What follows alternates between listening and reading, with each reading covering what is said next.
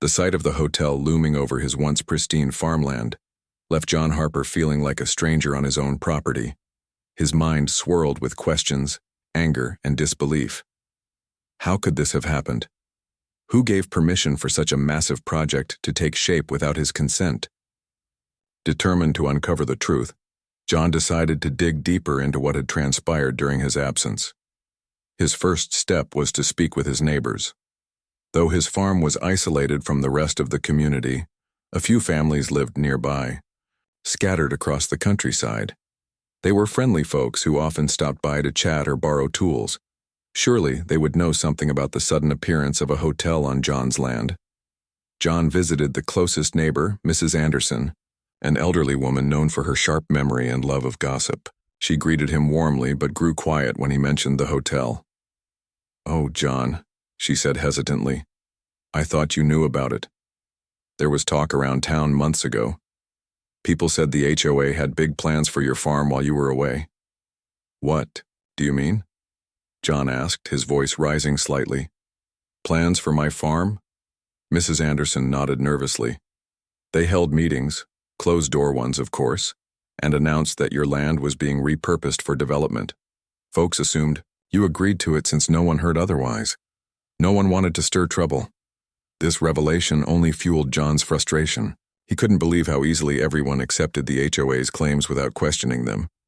But more importantly, he wondered how the HOA managed to convince people that he had approved such drastic changes. It didn't add up. Next, John headed to the local courthouse to review property records and zoning laws. He spent hours poring over dusty files and documents, trying to piece together the puzzle. What he discovered shocked him even further. The HOA had exploited a loophole in outdated zoning regulations to reclassify parts of his farmland as commercial property. This change allowed them to bypass certain restrictions typically placed on agricultural lands. But that wasn't all. As John dug deeper, he found evidence suggesting that the HOA had forged signatures and falsified permits to push the project forward. Among the paperwork was a document claiming to grant permission for construction, a document supposedly signed by John himself. Except it wasn't his signature. Someone had gone to great lengths to fabricate his approval, banking on the fact that he was thousands of miles away and unlikely to notice until it was too late. Furious yet determined, John sought legal advice. He hired a lawyer named Sarah Mitchell, a seasoned expert in property disputes. When John explained the situation and showed her the forged documents, Sarah's eyes widened. "This is egregious," she said firmly. "What they've done here isn't just unethical, it's illegal." Sarah assured John that they had a strong case against the HOA. However, she warned him that fighting such a powerful organization wouldn't be easy.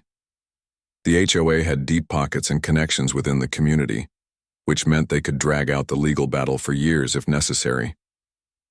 Still, John refused to back down. His farm wasn't just a plot of land. It was his heritage, his hard work, and his future. He owed it to himself and to his grandfather to fight for justice. As John continued investigating, he uncovered another crucial detail buried in the fine print of his grandfather's original deed. Hidden among the legal jargon was a clause stating that any development on the land required explicit written permission from the owner or their direct heirs. This clause, though archaic, was legally binding and had never been nullified. In short, the HOA had violated a fundamental condition tied to the ownership of the property. Armed with this information, John felt a renewed sense of hope. He realized that despite the odds stacked against him, he held the upper hand. The HOA might have thought they could steamroll over him, but they hadn't counted on the ironclad protections embedded in his family's legacy. Meanwhile, John began documenting everything related to the hotel. He took photos of the building, recorded conversations with workers, and kept meticulous notes detailing every interaction he had with the HOA. He also installed hidden cameras around the perimeter of the property, capturing footage of daily activities at the site. Every piece of evidence strengthened his position and prepared him for the inevitable showdown. Despite the mounting tension, John tried to stay calm and focused.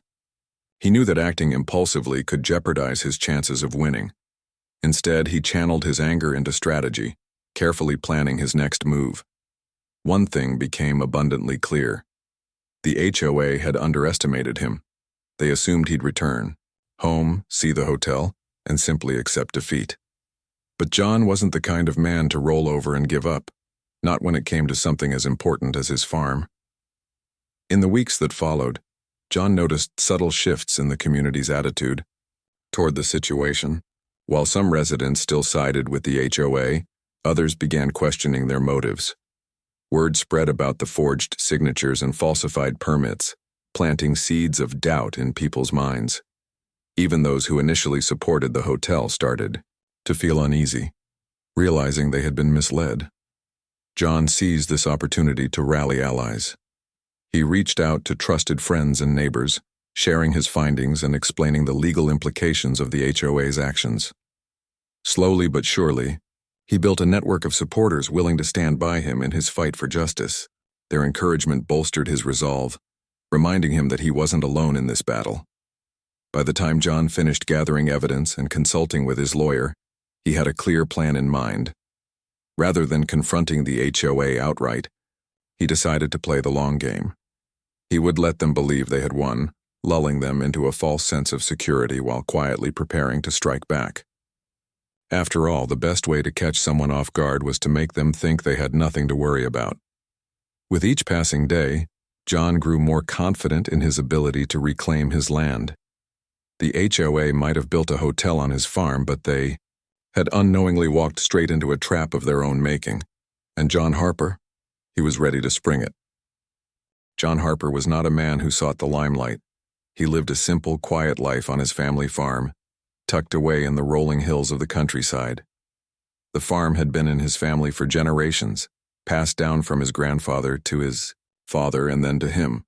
It wasn't just a piece of land, it was a legacy, filled with memories of childhood summers spent chasing chickens, helping with harvests, and learning the value of hard work. John loved every inch of it, the golden fields of wheat swaying in the breeze, the old barn that creaked but stood strong, and even the stubborn tractor that always seemed to need fixing. Though the farm wasn't exactly making John rich, it provided him with everything he needed: food on the table, fresh air, and a sense of purpose. Over the years, he had worked tirelessly to keep the farm running smoothly. He planted crops, raised livestock, and sold produce at the local market.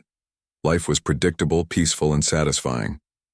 But little did John know, his tranquil existence was about to be turned upside down. One day, as John sorted through a stack of mail piled up on his kitchen counter, he came across an envelope with the logo of the Homeowners Association, HOA, printed neatly in the corner. At first glance, it didn't seem unusual. The HOA managed the small community where John's farm was located, overseeing things like road maintenance and shared utilities. They occasionally sent letters reminding residents to mow their lawns or fix broken fences.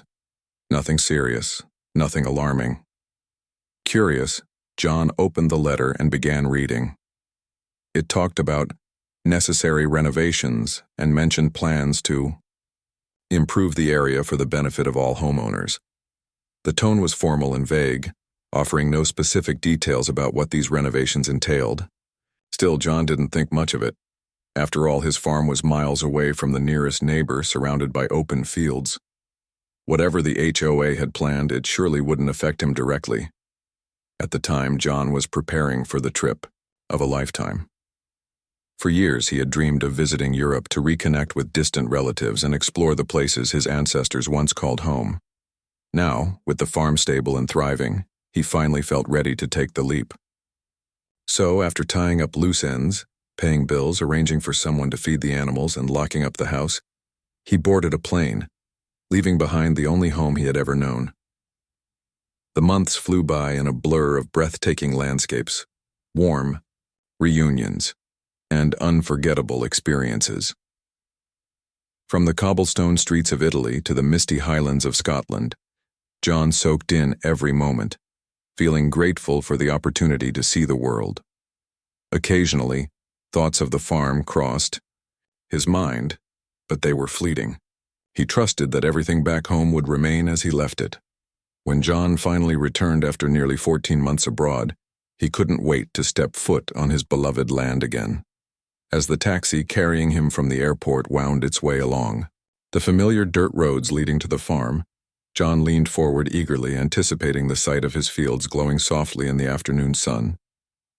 But as the vehicle rounded the last bend, his heart sank. Instead of the wide-open expanse of farmland he remembered, there stood a massive structure blocking the horizon. It was a gleaming 4-story hotel, complete with large glass windows, a sprawling parking lot, and a sign proudly displaying the HOA's name. Construction workers bustled around the site, hammering nails and painting walls while trucks delivered supplies. The serene beauty of John's farm had vanished, replaced by something entirely foreign. For a moment, John sat frozen in disbelief. His mind raced, trying to make sense of what he was seeing. How could this have happened? Who gave permission to build such a monstrosity on his property? The shock quickly turned into anger as reality set in. This wasn't just some minor misunderstanding. It was a full-blown invasion of his land, his livelihood, his heritage.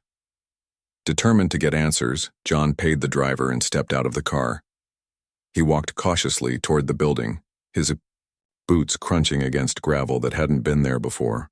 A construction worker noticed him and approached, clipboard in hand. "Can I help you?" the man asked casually. "I live here," John replied, his voice trembling with a mix of frustration and disbelief. "Or at least I used to. What is this place?" The worker looked surprised but quickly recovered. "Oh, this is the new Willow Creek Hotel, part of a development project approved by the HOA. Didn't you get the notice?" "No," John said firmly. "I didn't." Confused, the worker shrugged and went back to his tasks, leaving John standing alone amidst the chaos. That's when it hit him. The mysterious letter he had received right before leaving for Europe. The one mentioning necessary renovations. Could this be what they meant? Had the HOA tricked him somehow? If so, how had they managed to pull off such a massive project without his knowledge? As John gazed at the towering hotel, a sinking feeling settled in his chest. Something was terribly wrong, and he knew he had to find out exactly what had happened. But more importantly, he realized, he needed to figure out how to fight back. Because if there was one thing John Harper wasn't going to let anyone do, it was take away the land that meant everything to him. John Harper's mind was a whirlwind of emotions, anger, frustration, and determination. But above everything else, he felt a growing sense of clarity. He had spent weeks unraveling the tangled web of deceit spun by the HOA, and now he knew exactly what he was up against. The hotel on his farm wasn't just an insult to his hard work. It was a glaring example of greed and corruption. But instead of letting his emotions get the better of him, John decided to channel them into strategy. If the HOA thought they could trample over him without consequences, they were about to learn a harsh lesson. The key to John's plan was patience. Rather than storming into the HOA's office or filing a lawsuit right away, he chose to bide his time and gather more ammunition. His lawyer, Sarah Mitchell, agreed that acting too hastily could tip off the HOA and give them a chance to cover their tracks. Instead, John adopted a calm and cooperative demeanor, pretending as though he was willing to negotiate. This approach would allow him to collect even more evidence while luring the HOA deeper into his trap. John's first step was to schedule a meeting with the HOA board members. When he arrived at their sleek, modern office, a stark contrast to the rustic charm of his farm, he carried himself with quiet confidence. He greeted the board members politely, shaking hands and exchanging pleasantries as if nothing was amiss. Inside, however, his mind was racing. He knew this meeting was critical. Every word, every gesture could either strengthen his case or weaken it. The HOA representative seemed surprised but pleased by John's apparent willingness to cooperate. They launched into a rehearsed spiel about how the hotel project was a win-win for everyone. They claimed the development would boost the local economy, create jobs, and increase property values in the area. One member even went so far as to suggest that John should be grateful for the opportunity, implying that his farm was outdated and underutilized. John listened carefully, nodding occasionally to give the impression that he was considering their points. In reality, he was analyzing every sentence, looking for inconsistencies or admissions of wrongdoing. When it was his turn to speak, he kept his tone measured and reasonable. "I understand your perspective," he said, "but I need to ensure that my interests are protected. After all, this is my family's land." The board members exchanged smug glances, clearly believing they had won him over. Little did they know, John had already devised a clever ruse to expose their scheme. Under the guise of negotiating terms, he proposed selling a portion of his remaining land adjacent to the hotel. He framed the offer as a way to expand the hotel's facilities and parking lot, making it seem like a mutually beneficial deal. To sweeten the pot, John drafted a preliminary agreement filled with carefully worded clauses. These clauses subtly acknowledged his ownership rights over the disputed area and referenced the restrictive covenant in his grandfather's deed. The language was deliberately vague enough to avoid raising suspicion, but specific enough to hold legal weight later on. The HOA, eager to secure additional land for their project, jumped at the proposal without thoroughly scrutinizing the fine print. As the negotiations progressed, John continued gathering evidence.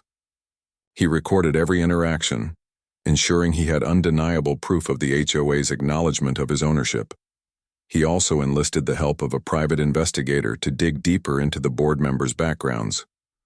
What the investigator uncovered was shocking. Several members had financial stakes in the hotel project, meaning they stood to profit personally from its success. This revelation only strengthened John's resolve to bring them down. Meanwhile, John maintained the illusion of cooperation, attending follow-up meetings and responding promptly to emails. He even allowed the hotel to continue operating temporarily, knowing that shutting it down prematurely would alert the HOA to his true intentions. Behind the scenes, however, he worked tirelessly with Sarah to prepare for the inevitable legal battle. Together, they compiled a mountain of evidence, including the forged documents, falsified permits, hidden camera footage, and the incriminating clauses in the fake agreement. One evening, as John sat at his kitchen table reviewing the case files, he couldn't help but feel a flicker of satisfaction. The HOA had underestimated him, assuming he was just a simple farmer who wouldn't dare challenge their authority. But John was anything but simple. He was smart, resourceful, and fiercely protective of his legacy. By playing along with their game, he had turned the tables entirely. Now it was only a matter of time before the truth came crashing down on them. To further complicate matters for the HOA, John began spreading subtle hints about potential legal action. He casually mentioned during conversations with board members that he was consulting with lawyers to ensure everything was above board. He also reached out to local journalists, sharing tidbits of information about the forged signatures and zoning violations. While he stopped short of revealing his full strategy, these breadcrumbs planted seeds of doubt in the minds of both the HOA and the public. As pressure mounted, cracks began to form within the HOA itself. Some board members grew nervous, questioning whether they had pushed things too far. Others tried to distance themselves from the scandal, fearing backlash from the community.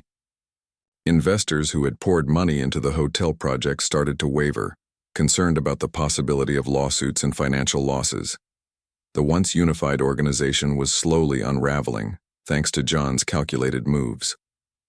Despite the mounting tension, John remained patient. He knew that striking too soon could jeopardize his position. Instead, he waited for the perfect moment, the moment when the HOA would make a fatal mistake. And sure enough, it came sooner than expected.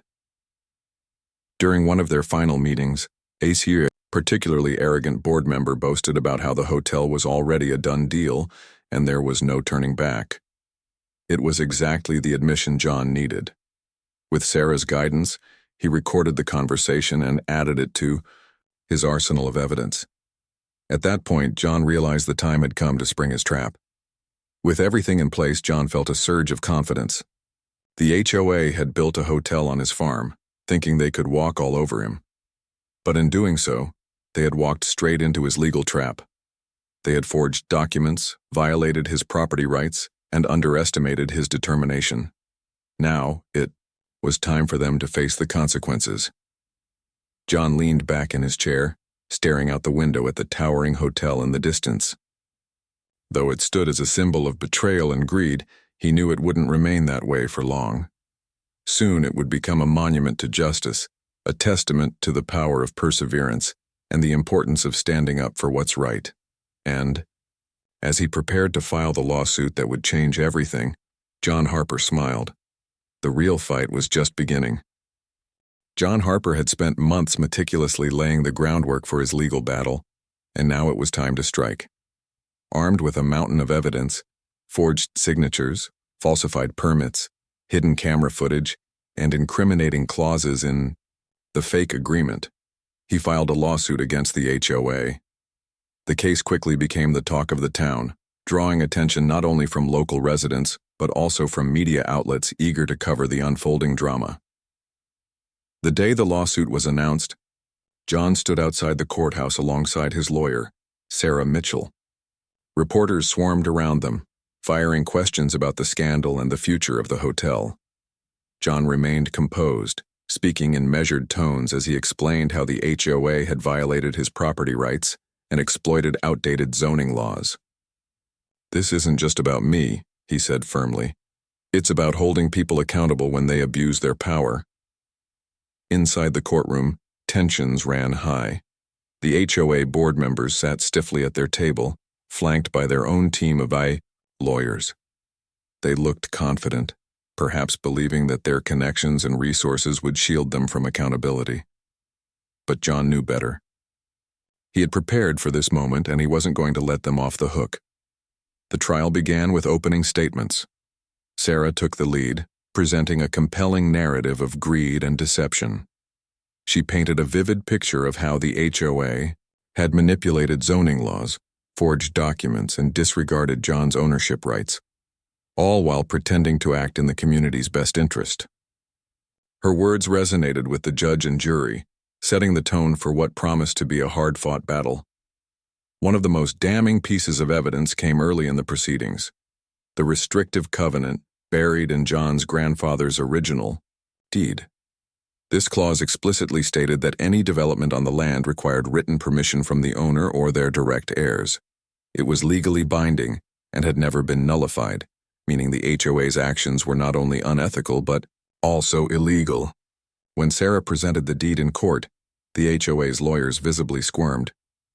They tried to argue that the clause was irrelevant due to changes in zoning laws over the decades, but Sarah countered with expert testimony proving otherwise. An agricultural historian took the stand, explaining how such covenants were designed to protect family-owned properties from unauthorized use. According to the law, these agreements supersede modern regulations unless explicitly voided by the rightful owner, a fact the HOA had conveniently ignored. The historian's testimony left little room for doubt. The HOA had knowingly broken the rules. As the trial progressed, more cracks began to show in the HOA's defense. Hidden camera footage captured during meetings revealed heated arguments among board members, exposing internal divisions and ulterior motives. One clip showed a member boasting about how much money he stood to make from the hotel project. Another showed them discussing ways to keep John quiet once he returned from Europe. These recordings painted a clear picture of corruption and self-interest. Perhaps the most explosive revelation came when Sarah introduced the preliminary agreement John had drafted under false pretenses. The document contained subtle acknowledgments of John's ownership rights, cleverly worded to trap the HOA into admitting liability. During cross-examination, Sarah grilled one of the board members about the agreement, asking point-blank whether they had read it before signing. The man hesitated, clearly caught off guard. "Well, we trusted our lawyers to review it," he stammered. "And yet, you signed it anyway?" Sarah pressed, her voice sharp. "Even though it directly contradicts your claim that Mr. Harper has no say over his own land?" The courtroom fell silent. The board member's face turned red as he struggled to respond. It was a pivotal moment, one that underscored the HOA's reckless disregard for due diligence. Their arrogance had blinded them, leading them straight into John's carefully laid trap. Outside the courtroom, public opinion began to shift dramatically. Local newspapers published exposés detailing the HOA's misconduct, complete with quotes from disillusioned residents who felt betrayed by the organization they had trusted.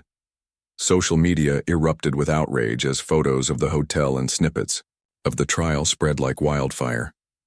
Protesters gathered outside the courthouse holding signs that read, "Justice for John Harper," and "Stop HOA Corruption."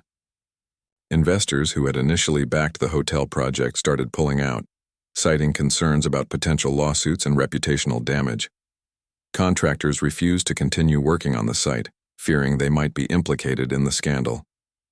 Without financial support or manpower, the hotel's operations ground to a halt. Guests canceled reservations, leaving the building eerily vacant despite its shiny new facade. Back in court, the HOA made one last desperate attempt to salvage their position. They argued that demolishing the hotel would be impractical and wasteful, suggesting instead that John should accept compensation for his troubles. But John wasn't interested in settling. He wanted justice, not just for himself, but for everyone affected by the HOA's actions. When it was finally time for closing arguments, Sarah delivered a powerful speech that resonated deeply with the jury. "This case is about more than a piece of land," she declared. "It's about integrity. It's about standing up to those who think they can take whatever they want without consequences." John Harper worked tirelessly to build something meaningful on his farm, only to have it stolen out from under him. Today, we ask you to send a message. No one is above the law. The jury deliberated for 2 days before returning with their verdict. As the foreperson stood to announce the decision, John held his breath.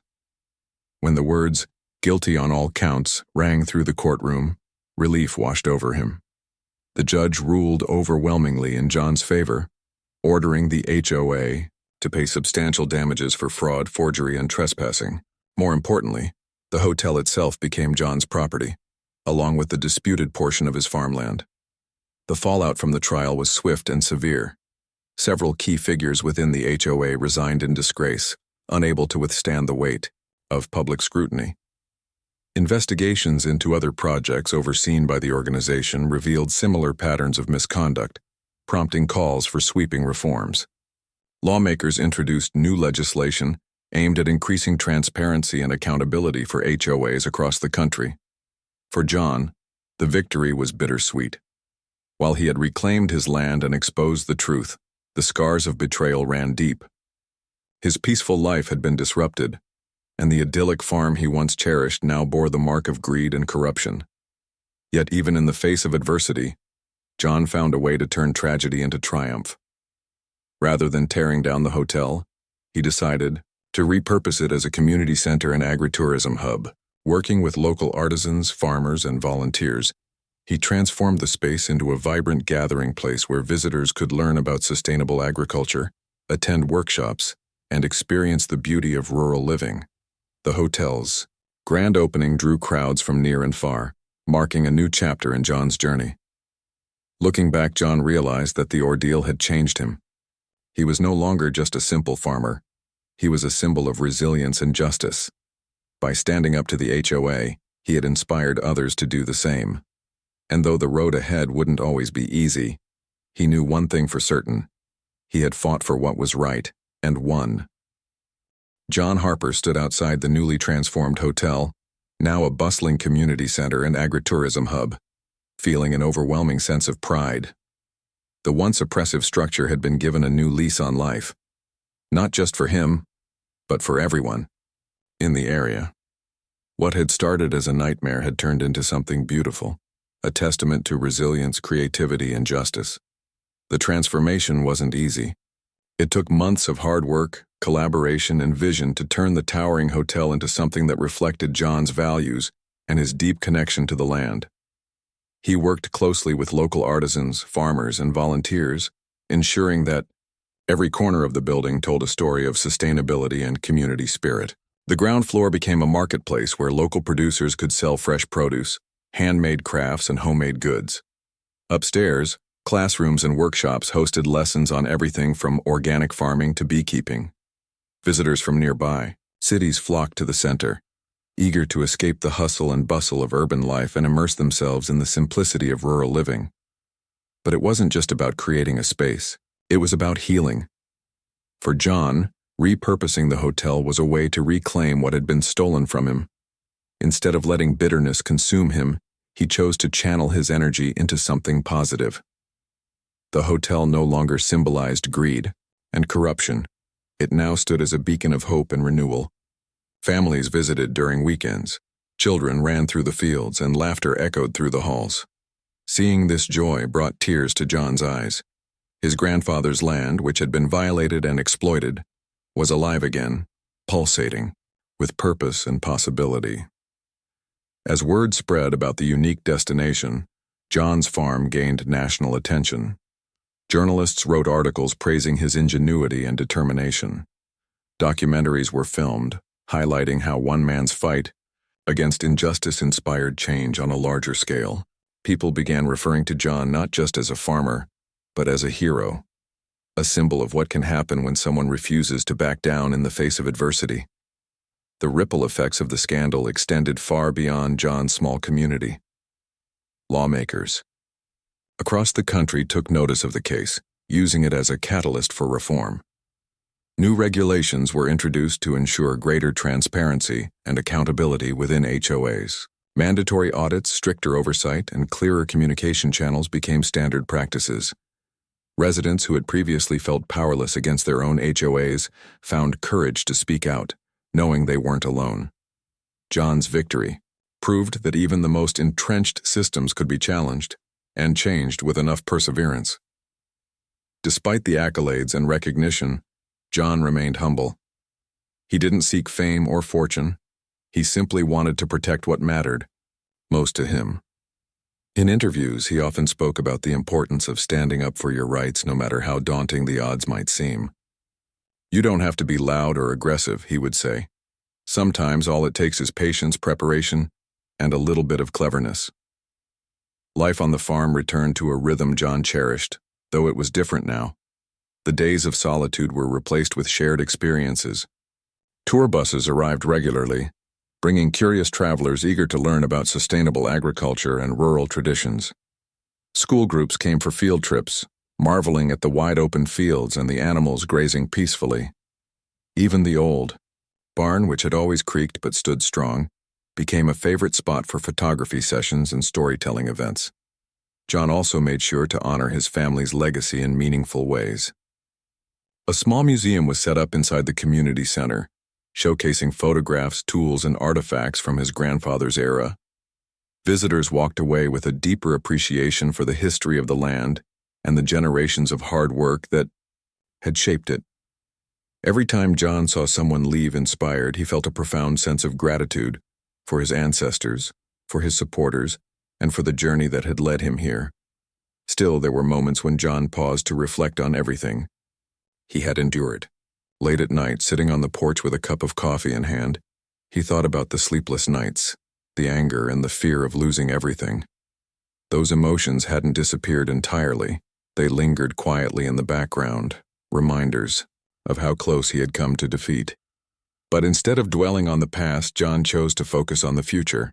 He had fought hard to preserve his farm, and now he was determined to make the most of it. One of the most rewarding aspects of the transformation was the relationships John built along the way. Neighbors who had initially stayed silent during the scandal became some of his strongest allies. Together, they formed a coalition aimed at supporting other property owners facing similar challenges. Through meetings, fundraisers, and awareness campaigns, they worked tirelessly to prevent others from falling victim to predatory practices.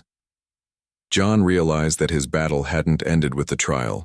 It had evolved into a lifelong mission to advocate for fairness and justice. Years passed, and the farm continued to thrive. The community center became a cornerstone of the region, attracting visitors year-round.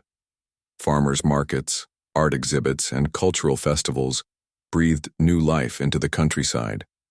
Young people who had once dreamed of leaving for the city found reasons to stay, contributing their talents to the growing movement. Slowly but surely, the scars left by the HOA faded, replaced by a renewed sense of unity and purpose. For John, the experience taught him invaluable lessons about resilience, trust, and the power of community. He learned that while it's impossible to control every twist and turn life throws your way, you can choose how to respond. By staying true to his principles and refusing to give up, he had not only reclaimed his land, but also created something far greater than he ever imagined. On quiet evenings, as the sun dipped below the horizon and painted the sky in hues of orange and pink, John would sit on the porch and look out over the fields. The hotel loomed in the distance, its glass windows reflecting the fading light. Once a symbol of betrayal, it now represented triumph, a reminder that sometimes the hardest battles yield the sweetest victories. And as he gazed at the land he loved so dearly, John Harper knew one thing for certain: his legacy would endure, not because of what he had lost, but because of what he had built.